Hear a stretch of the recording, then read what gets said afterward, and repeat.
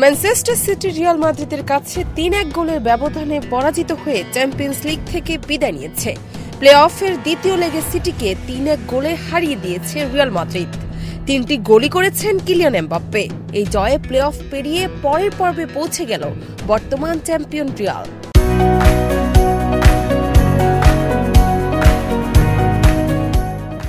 Real মাদ্রিদের কাছে ৩-১ গোলের এই হারের ফলে চলতি মৌসুমে ইউরোপিয়ান অধ্যায় শেষ ম্যান সিটির জন্য।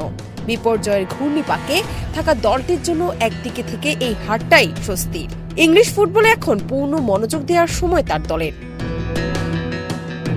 বুধবার রাতের ম্যাচটি রিয়াল মাদ্রিদের দাপুটে পারফরমেন্স শুরু হয়। ম্যাচের ৫ মিনিটেই এমবাপ্পের রাউল এসেন্সিওর পাস থেকে প্রথম গোলটি করেন। সিটির ডিফেন্ডারদের কাটিয়ে গোলকিপারের মাথার উপর দিয়ে বলটি জালে পাঠান ফরাসি তারকা এমবাপ্পে। এরপর থেকে রিয়াল মাদ্রিদ সিটির উপর একের পর এক আক্রমণ চালাতে থাকে। ৩৩ মিনিটে এমবাপ্পে নিজের দ্বিতীয় গোলটি করে সিটির বিরতির পরও সিটি তাদের খেলায় কোনো পরিবর্তন আনতে পারছিল না। ৬১ মিনিটে হ্যাটট্রিক পূর্ণ করে সিটির যন্ত্রণা আরও বাড়িয়ে দেন এমবাপ্পে।